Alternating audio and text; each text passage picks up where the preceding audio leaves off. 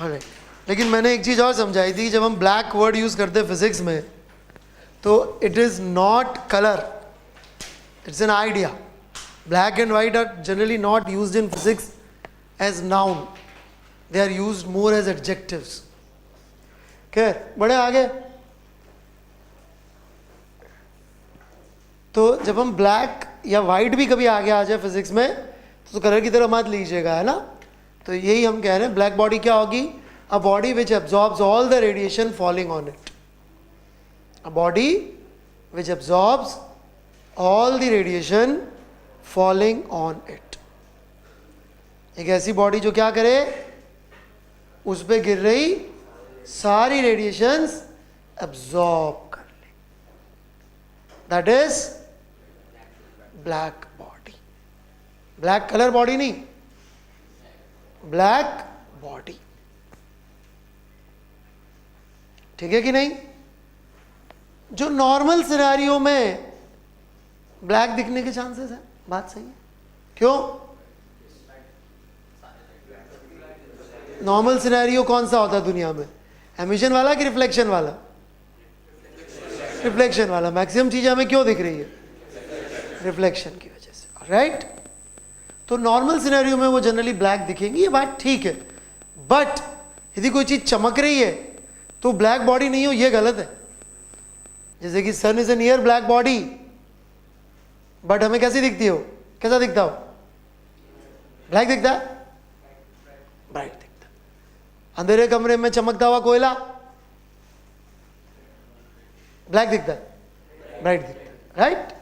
ठीक है. तो बेस्ट एब्जॉर्बर कौन होगा? Black body. बेस्ट एमिटर कौन होगा? Black body. राइट? बड़े आगे. ब्लैक बॉडी क्लियर है सबको? ओके. हम इससे पावर मैंने बता दी थी सबको. Power emitted per unit surface area, यही थी एमिसिव पावर. ठीक. तो बाय किरचॉफ लॉ, या पहले अपन आपको एब्जॉर्बिविटी डिफाइन कर देते हैं. एब्जॉर्बिविटी is very easy. P absorbed बटा पी इंसिडेंट, या ई लिख ले तो और बेटर रहता है, क्योंकि उसमें क्या सरफेस एरिया का फिनोमिना अकाउंट में नहीं लेना पड़ता. Emissive power absorbed, emissive power incident का रेशियो. ठीक है क्या? एब्जॉर्बिविटी क्लियर है सबको? ऐसे ही हम लोग एमिसिविटी भी डिफाइन करते हैं. Emissive power of a grey body divided by emissive power of black body, क्योंकि हाईएस्ट एमिसिविटी किसकी होएगी? ब्लैक बॉडी की. ग्रे बॉडी क्या? Whatever is not black body we call it grey body. Grey is again an adjective in physics. Colour की बात नहीं कर रहे हम लोग. एंड बाय किरचॉफ लॉ,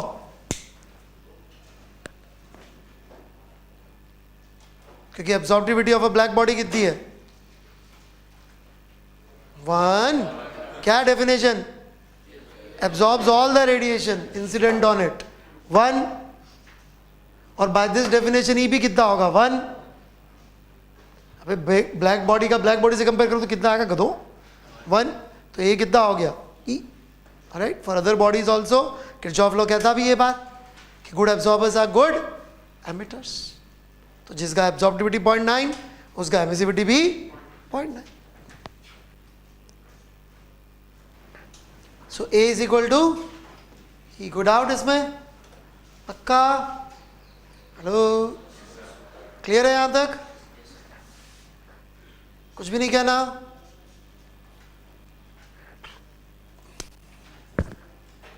बढ़ू फिर मैं आगे. ओके. एक प्रैक्टिकल ब्लैक बॉडी वर्मा जी ने बता रखी है. एक गोला ले जिसमें लैम्प ब्लैक पोत दे अंदर. Lamp black is the blackest substance known to us. Okay. अब तो खैर नए वाले बन गए जिनका ऑलमोस्ट 1 होता है. मैंने फोटोज देखे. फेंटा, वेंटा ब्लैक. बढ़े आगे. सो लैम्प ब्लैक या ब्लैक 3.0, राइट, या ये जो भी अगर आदमी बोला, ठीक है. इसको अपन ने किया, ये सामने क्यों लगाया पता है? ताकि लाइट रिफ्लेक्ट होके नहीं चली जाए। अब मान लीजिए मैं इस होल की बात कर रहा हूँ सिर्फ, this hole is practically a black body for me, क्योंकि जो भी लाइट मैं इसमें डालूंगा रिफ्लेक्ट हुई, 99.9% यहाँ एब्जॉर्ब हो गई, फिर जो आई उसका भी एब्जॉर्ब हो गई, तो एब्जॉर्ब हो के चांसेस कि यहाँ से कुछ निकले, ये लाइट निकलेगी, चांसेस बहुत कम। तो जो भी जाएगी वो एब्जॉर्ब, इसका मतलब नहीं इससे रेडिएशन नहीं निकलेगी, इस पे जो गिरेगी वो एब्जॉर्ब करेगा। मान लीजिए मैं इसका टेम्परेचर बढ़ा के 1500 केल्विन कर दूं, तो इस होल से मस्त लाइट भी निकल रही होगी। ये क्लियर है सबको? Theoretical black body. हेलो, बढ़ू मैं आगे? चलिए, ये होल हुआ ना, ये थोड़ी हुआ, इसकी बाहर की सरफेस यदि मैंने कर भी दी तो 99.99 ही होगा।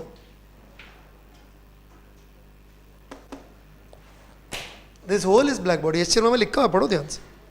बढ़े आगे, Stefan Boltzmann law, STEFAN, Stefan dash Boltzmann. Stefan ने इस लॉ को एक्सपेरिमेंटली वेरीफाई किया था, बोल्ट्जमैन ने इसको थ्योरेटिकली निकाला था। क्या चाहिए आपको? थ्योरेटिकली मतलब थर्मोडायनेमिक लॉ ही हो गया ना भाई, राइट? क्या लिखा बताओ?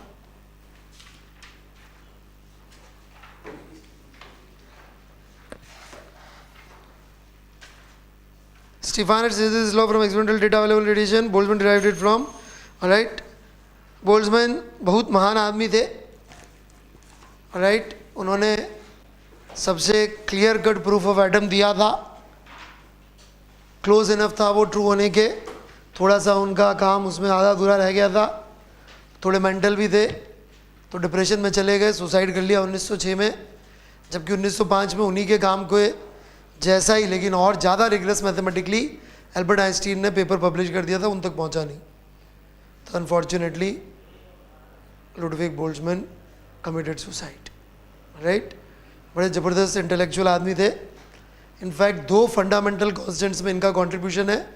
एक तो इनके नाम पे ही है बोल्ट्जमैन कांस्टेंट, केटीजी में आया होगा, R/Na। Actually R is defined as K into Na। K is that universal constant of K.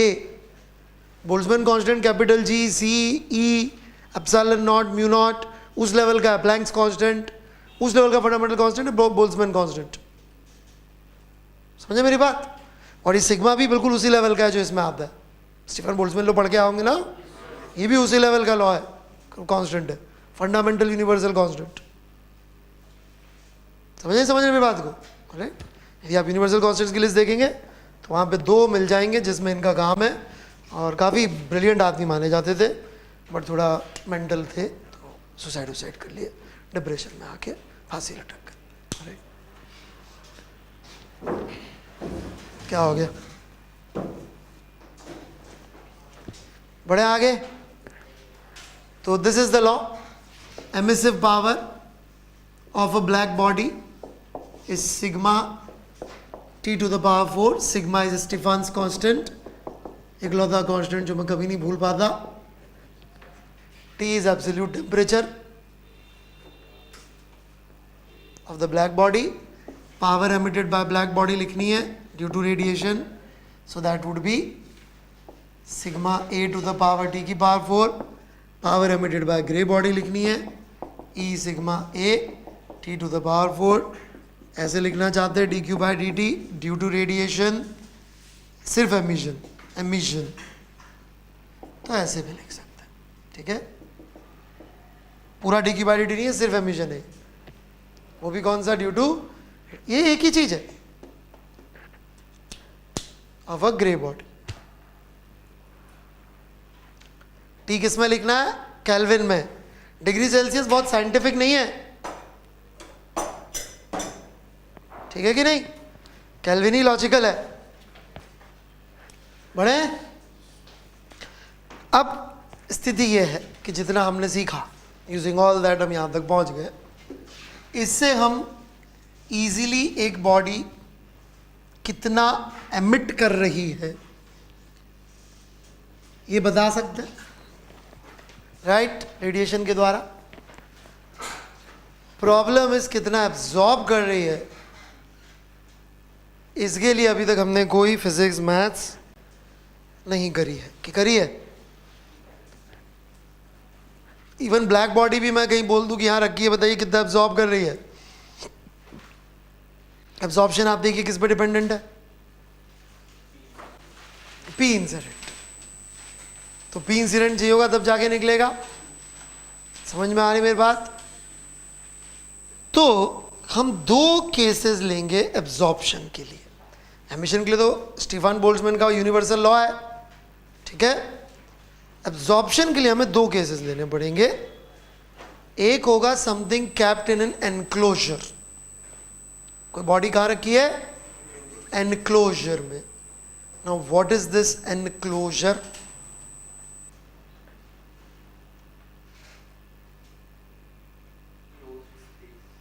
Closed space में रखी है, ओके। जैसे कि ये बॉटल देना भाई, ये बॉटल दे दो।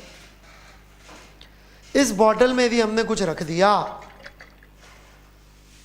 तो हम कह सकते हैं वो किस में रखी है? एनक्लोजर में, ठीक है। लेकिन कुछ बेसिक सी कंडीशंस भी हैं। एनक्लोजर, तो एनक्लोजर का मतलब क्या है भाई? ये चलेगा एनक्लोजर, मुद्दा बस इतना सा है, या सराउंडिंग भी बोल देते कि सब सरफेस का टेम्परेचर सेम होना चाहिए।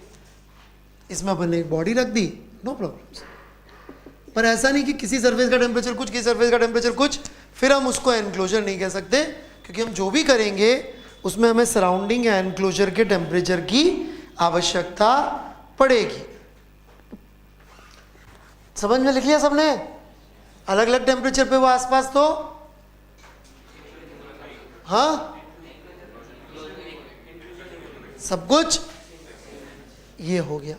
एनक्लोजर जैसा क्या नहीं होता, जैसे कि ये सन, ये प्लैनेट, हम बोल सकते हैं कि प्लैनेट सन के एनक्लोजर में है? क्यों नहीं बोल सकते?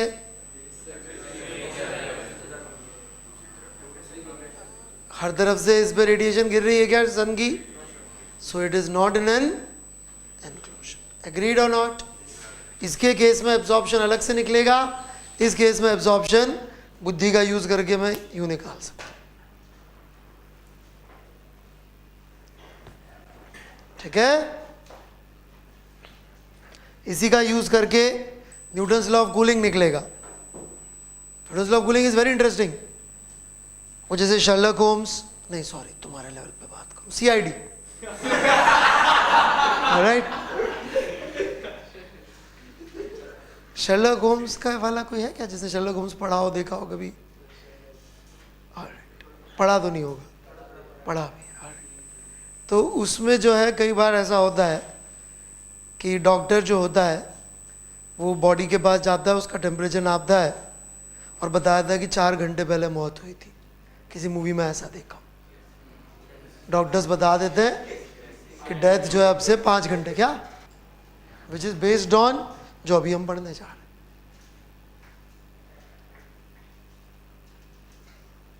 क्योंकि बॉडी एक एनक्लोजर में पड़ी है, जब तक जिंदा है तब तक जो भी होमोसेपियन सेपियन से आए हैं, राइट, जिनकी स्पीशीज वही वाली है जो मेरी वाली है, तब तक तो टेम्परेचर कितना मेंटेन रहेगा? 37। जैसे ही गॉन, अब टेम्परेचर फॉल होना शुरू हो जाएगा कि नहीं होना शुरू हो जाएगा? तो कितना टेम्परेचर आया होगा तो वो, लेकिन उसके लिए हमें क्या निकालना पड़ेगा? एब्जॉर्ब भी तो कर रही होगी ना। अब वो प्योरली रेडिएशन कंडक्शन बेस्ड चल रही बॉडी। क्या बढ़ूं मैं आगे? हाँ शुरू करें। ऑलराइट, तो अब ये बॉडी हमारे पास, हम डेफिनेटली एक बात तो कह ही सकते हैं कि ये बॉडी इतना एमिशन कर रही है। कितना एमिशन कर रही है भाई?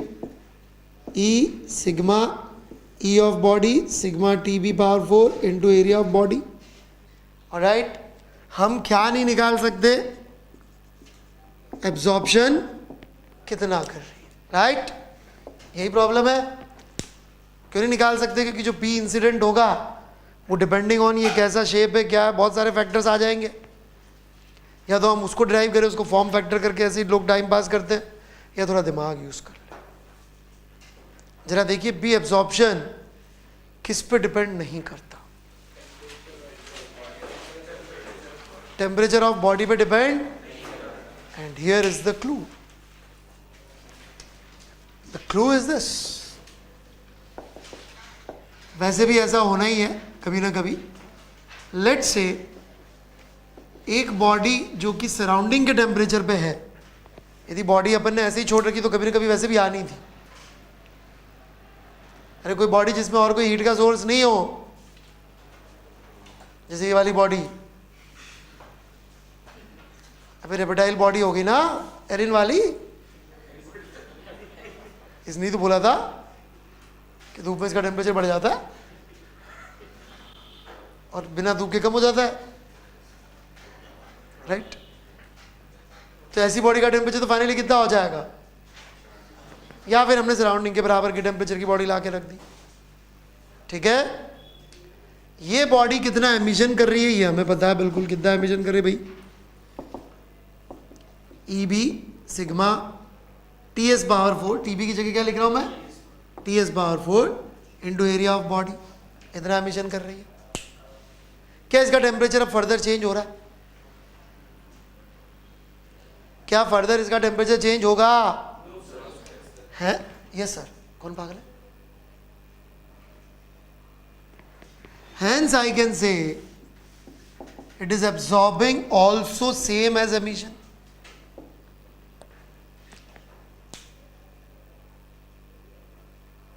Can I say that or not? अरे बोलो, तभी तो इसका टेम्परेचर चेंज नहीं हो रहा, जितना एमिटेशन हो रहा है उतना एब्जॉर्प्शन हो रहा होगा। लेकिन यदि मैं इस बॉडी का टेम्परेचर वापस चेंज कर दूं तो भी एब्जॉर्प्शन की वैल्यू तो चेंज नहीं होनी चाहिए। Hence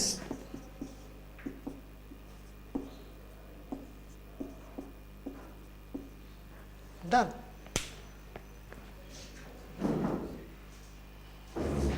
एक स्पेशल केस में एब्जॉर्प्शन निकाल के वापस इसी केस में चले, but this absorption formula you can use only when body is kept in an enclosure.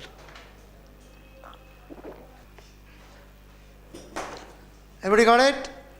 Hence, for a body kept in an enclosure, I can write very confidently dq by dt due to radiation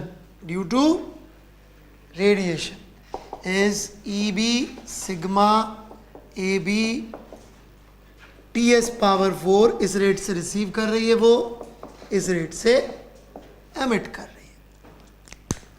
is it true for all bodies? No, only for a body kept in an enclosure. Clear है सबको ये चीज? तो due to radiation ये heat exchange होगा। क्या एक body में सिर्फ यही इकलौता तरीका हीट एक्सचेंज का? हाँ, जैसे एरिन की बॉडी में this is the only way. बाकी जैसे हम लोग हैं डिफरेंट स्पीशीज फ्रॉम एरिन, राइट, हमारे के अंदर तो मेटाबॉलिज्म से भी हीट जनरेट होती रहती, राइट। और भी अच्छे तरीके होते होंगे, कंडक्शन, कन्वेक्शन, पता नहीं क्या क्या चलता होगा दुनिया में, खुद बॉडी भी जनरेट कर रही हो सकती। ठीक है यहाँ तक? यस। तो न्यूटन्स लॉ ऑफ कूलिंग, ठीक है, इंटेलिजेंट लोगों के हिसाब से बनाया होगा। तो न्यूटन्स लॉ ऑफ कूलिंग जो है वो कैसे बना, क्या किया, पहले मैं समझा दूं। न्यूटन ने एक गेंद ली, पहले तो उस गेंद से वो खेले थे तो लॉ ऑफ कोलिजन आ गया था, ऑलराइट। अब उन्होंने उन गेंदों को लिया, उनको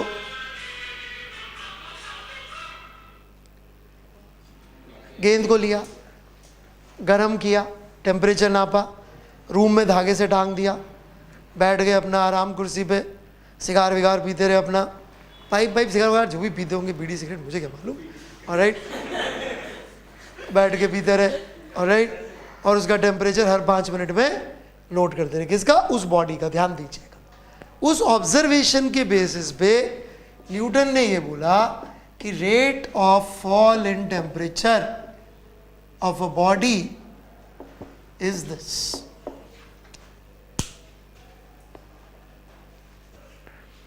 rate of fall in temperature of a body is this. किस बॉडी का? उस बॉडी का. अब यहां पे आप किन किन गड्ढों में गिरेंगे, उन गड्ढों का मैं आपको बता देता हूं, और बताने के बावजूद गिरेंगे आज से 3 महीने बाद, ये भी निश्चित है. और क्योंकि गधे, तो इसको हम प्रोपोर्शनलिटी कांस्टेंट लगाएंगे. कई लोग न्यूटन और कांस्टेंट देखते ही लाट टपकती है, सोचते ही ये तो भाई साहब यूनिवर्सल कांस्टेंट आसमान से उतरा है, न्यूटन का दिया हुआ कांस्टेंट है. तो पहली गलती जो आप करेंगे, न्यूटन ने ये एक बॉडी के लिए किया था, हम सवालों में 2 बॉडी दे देंगे. आप गधों की तरह 2 बॉडी के लिए इसको यूज करेंगे, मरेंगे, क्योंकि दोनों के अलग होते हैं. And you are done now. आगे जाके हम प्रूव कर देंगे जब इसको थ्योरेटिकली डिराइव करेंगे कि के जो है हर बॉडी का अलग होगा. तो 2 अलग अलग बॉडी के लिए न्यूटन्स लॉ ऑफ कूलिंग यदि आप लगा रहे हैं तो मरना निश्चित है इस फॉर्म में, क्योंकि दोनों के केस सेम नहीं आएंगे. समझ में आई क्या गलती होने वाली है? न्यूटन का काम मतलब बड़े लोगों के लिए. एक्सपेरिमेंट क्या बताया, एक बॉडी का फॉल इन टेम्परेचर कंपेयर किया उन्होंने कि rate of fall in temperature क्या थी एक बॉडी की. नहीं समझ में आ रही बात? ऐसे नहीं की, एक इस बॉडी का किया, एक दूसरी बॉडी का, दोनों बॉडी के बीच में नहीं निकाला है ये law valid for single body. इससे बड़ा वाला मिस्टेक जो आप पक्का करेंगे, आप बोलेंगे sir D theta by D T ये कैलोरीमेट्री, सर मैंने कैलोरीमेट्री पढ़वाई दी आपने, जेल लो हो गया अपना तो काम. Rate of heat loss MSK theta minus theta surrounding, महापाप. Absolutely wrong. इस D theta by D T से D Q by D T मत निकालिएगा, क्योंकि वो के में खुद में 1/ms आता है. D Q by D T खुद डिपेंड नहीं करती है, MS पे प्रूव कर दूंगा. तो इस लॉ से रेट ऑफ हीट लॉस भी नहीं निकालना है. बस इतना भी जान लेंगे बहुत. 2 अलग अलग बॉडी के लिए यूज नहीं करना है, और इस लॉ को एसेंशियली तो मेरा कहना है इस लॉ को यूज ही नहीं करना. मैं इसकी जगह आपको अल्टरनेट फॉर्म दे दूंगा जो थ्योरेटिकली डिराइव होगी, वो यूज करेंगे. ठीक है? वेरी डेंजरस गलतियां होंगी. मैं D Q by D T की फॉर्म में लॉ दूंगा तो आप आराम से यूज करिएगा, फिर गलती